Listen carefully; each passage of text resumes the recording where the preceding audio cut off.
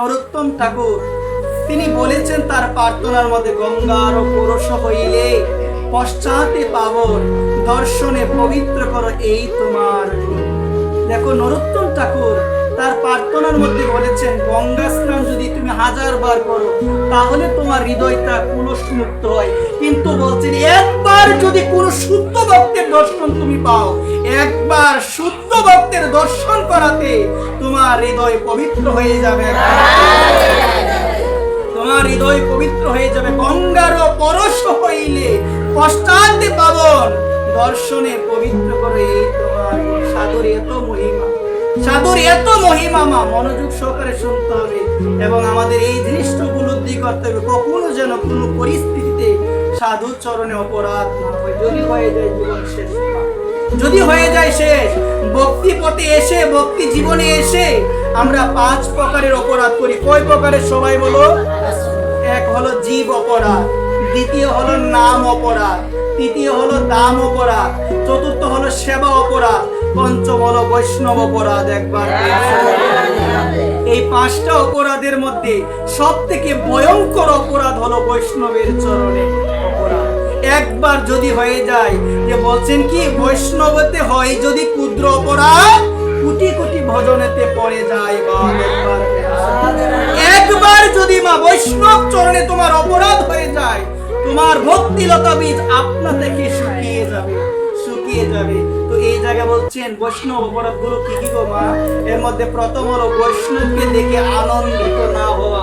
দেখবেন অনেক সময় দেখা যায় কোনো বৈষ্ণব এসেছে, কোনো মহাত্মা এসেছে, তাদেরকে দেখার পরে আমরা আমাদের মধ্যে আনন্দিত ভাব আসে না। তো শাস্ত্র বলছেন কোনো বৈষ্ণবকে দেখার পরে তোমার মন যদি আনন্দিত না হয়, এটা হলো বৈষ্ণব চরণে অপরাধ। একবার বৈষ্ণবের নিন্দা করা, বৈষ্ণবের সমালোচনা করা, এইটাও এক প্রকারের কি অপরাধ? সবাই বলো বৈষ্ণব অপরাধ। তারপরে বৈষ্ণবকে হিংসা করা, কি করা? সবাই বলো বৈষ্ণবকে হিংসা করা, এটাও হলো বৈষ্ণব অপরাধ। এগুলো কখনো করা যাবে না। তারপরে বলছেন বৈষ্ণবকে প্রহার করা, কোন বৈষ্ণবকে প্রহার করা, কেউ যদি এগুলো করে তাহলে কি হবে গো? বৈষ্ণবের জন্য অপরাধ হবে। যতই ভজন করুক না কেন, যতদিন পর্যন্ত ওই বৈষ্ণব তাকে ক্ষমা না করবে, গুরু লাভ তার হবে না। তারপরে বলছেন কি বৈষ্ণব দেখে তাকে অভিনন্দন না জানানো। কোন বৈষ্ণব আমার সামনে দিয়ে যাচ্ছে, আমি মাথা উঁচু করে চলে যাচ্ছি, একটা বার বললাম না জয় নিতাই, জয় গৌর, জয় হরি বল, একটা বার আমি বলি নাই। আর এই জায়গায় শাস্ত্র বলছেন বৈষ্ণব দেখিয়া যে না নুহাই মুন্ড, সেই মুন্ড পড়ে গিয়া নরকে। কোন যথার্থ সাধু, কোন যথার্থ বৈষ্ণবকে দেখার পরে মা আমি যদি আমার মাথাটা নত না করি, আমি যদি জয় রাধে, জয় গোবিন্দ, জয় নিতাই গৌর হরি বল, জয় রাধেশ্যাম, হরে কৃষ্ণ যদি আমি না বলি, সেই সাধুর চরণে আমার অপরাধ হয়ে যাবে। যদি মুখে না বলতে পারো, মনে মনে অন্তত মুখে বলার চেষ্টা করে জয় রাধে, জয় নিতাই, জয় গৌর বলার চেষ্টা করে, নাহলে অপরাধ হয়ে যাবে।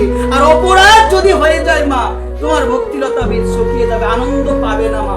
নামে আনন্দ পাবে না, কথায় আনন্দ পাবে না, সেবার মধ্যে আনন্দ পাবে না।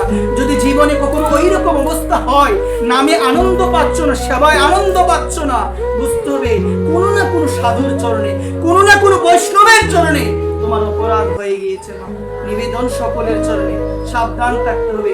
আমার মহাপ্রভু তিনি দেখিয়ে দিয়ে গিয়েছেন, প্রত্যেকটা ভক্তের মাধ্যমে তিনি বিভিন্ন শিক্ষা জগতের মধ্যে উপস্থাপন করে গিয়েছেন। সেন শিবানন্দের মাধ্যমে তিনি উপস্থাপন করিয়েছেন জগতের মধ্যে, যে সেন শিবানন্দের মাধ্যমে জগৎকে শিখিয়ে দিয়েছেন আমার মহাপ্রভু কি করে ভক্ত সেবা করতে হয়, গৃহস্থ ধর্ম ত্যাগও কি করে ভক্ত সেবা করতে হয়। এই শিক্ষাটা দিয়েছিল আমার মহাপ্রভু সেন শিবানন্দের মাধ্যমে। আমরা গানে বলি তিন পুত্র সঙ্গে নাচে সেন শিবানন্দ, একবার তিন পুত্রে সঙ্গে নাচে সেন শিবানন্দ। শুধু একা নাচে না, সবাইকে নিয়ে নাচে। যদি যেদিন তুমি সবাইকে নিয়ে নাচতে পারবে, সেদিনই তো তোমার ভক্তি জীবন সার্থক। তুমি একা কেন ভক্তি জীবন করবে? স্বামী স্ত্রী থেকে শুরু করে পুত্র পরিজন যারা আছে, সবাই মিলে বদনে বলবো হরে কৃষ্ণ, হরে কৃষ্ণ, কৃষ্ণ কৃষ্ণ হরে হরে, হরে রাম, হরে রাম, রাম রাম হরে। সেদিন তোমার বরটা হয়ে যাবে বৈকুণ্ঠ। এর মতো আনন্দ আর কোনো কিছু থাকবে না, আর কোনো কিছু থাকবে না। দুঃখের মধ্যে সুখ, সবাই বলবে না বদনে হরে কৃষ্ণ, হরে কৃষ্ণ, এর মতো আসল কিছু আছে গো? কি বলছে, বলিতে আনন্দ দ্বারা নিরবধি ঝরে। যে ব্যক্তি বলে সর্বদা হরে কৃষ্ণ, তার আনন্দ দ্বারা নিরবধি ঝরে। তো আমার মহাপ্রভু চাপাল গোপালের মাধ্যমে শিক্ষা দিয়েছে, যদি কোনো বৈষ্ণব অপরাধ হয় সেই অপরাধ কিভাবে খণ্ডন করতে হয়। যদি জানো কার জন্য অপরাধ হয়েছে, তার চরণে গিয়ে পড়ে যাও। আর যদি না জানো, ভগবানের কাছে একান্ত হয়ে প্রার্থনা করো, ভগবান নিশ্চয়ই কারো চরণে আমার অপরাধ হয়ে গেছে, আমি তো জানি না, আমার সেবায় রুচি নাই, নামে রুচি নাই, আগে ভালোভাবে জপ করতাম, এখন আর জপ করতে পারছি না, আজে বাজে চিন্তা হয়, আমার রুচি পাচ্ছি না, আমি মালা নিলে মনে হয় শেষ হই না কেন, শেষ হই না কেন। প্রভু আমি বুঝতে পেরেছি আমার অপরাধ হয়েছে পুরো সাধুর চরণে। প্রভু আমি তো জানি না কার জন্য অপরাধ হয়েছে, তুমি আমায় কৃপা করো। যদি একান্ত ভাবে আমার গোবিন্দের কাছে প্রার্থনা করো, তাহলে আমার গোবিন্দ কি করবে, ওই ব্যক্তির মনে, যার মনে অপরাধ হয়েছিল, আমার গোবিন্দ তো অন্তর্যামী, ও তোমাকে ক্ষমা করে দিবে, ক্ষমা করে দিবে। আর আরেকটা জিনিস বলছেন, দেবকী নন্দন দাসে যদি বৈষ্ণব বন্দনা, বৃন্দাবনবাসী যত বৈষ্ণবের গণ প্রথমে বন্দনা করি সবার চরণ।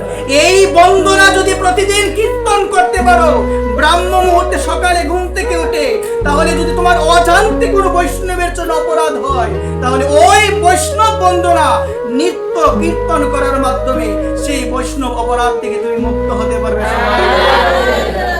এই কারণে সাবধান মা, ভক্তি পথে এসেছেন সাবধান, বলে না সাধু সাবধান, সাবধান থাকতে হবে মা, যেন কখনো কারো চরণে আমার অপরাধ না হয়। কেউ যদি সাধু নিয়ে কথা বলে, চলে আসবেন মা, থাকবেন না এই জায়গায় মা। কোনো যদি মানুষ যদি কোনো ভক্তকে নিয়ে কথা বলে, কোনো মানুষ জায়গা থেকে চলে আসো, কারণ তুমি থাকলে মুখ তো আমাদের এত চলে, একটা না একটা কথা তুমি বলবে কিনা সবাই বলে, তাহলে তো অপরাধ হয়ে যাবে। একদম যদি চুপ থাকতে পারো চুপ থাকো, আর যদি গুরুদেবের নিন্দা হয়, সাধু নিন্দা হয়, সেই জায়গায় পরিত্যাগ করাই ভালো। যদি প্রতিবাদ না করতে পারো, যদি প্রতিবাদ না করতে পারো, পরিত্যাগ করে দাও।